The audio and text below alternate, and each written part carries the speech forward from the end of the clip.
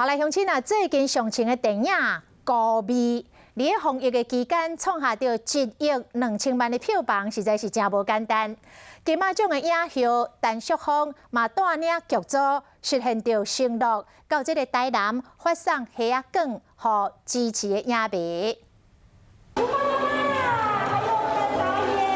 去电影拍片的地点台南，金马影后陈淑芳带孤味剧组亲手发虾卷，去支持影迷。加个8万钱哦！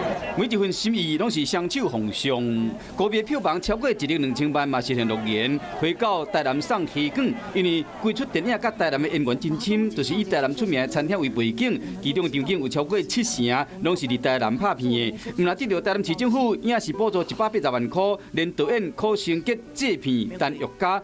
嘛，拢是台南人，影后陈淑芳讲，台南都是伊第2个后头厝。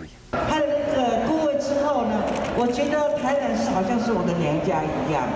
今天能够回来跟大家见面，花虾卷，希望大家能够开心。票房超过1亿的好成绩，孤味敢会拍铁探小拍续集？导演有答案。我们也说不准，但是确定的是我们会继续做好的电影给大家。那完全靠市长你来投资了。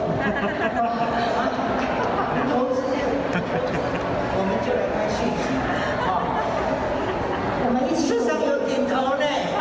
今年影迷专到到现场，加孤味加油，也有企业包场做公益。剧组答应讲，若是票房超过2亿，一定会有新的感恩活动，时到会搁甲影迷见面。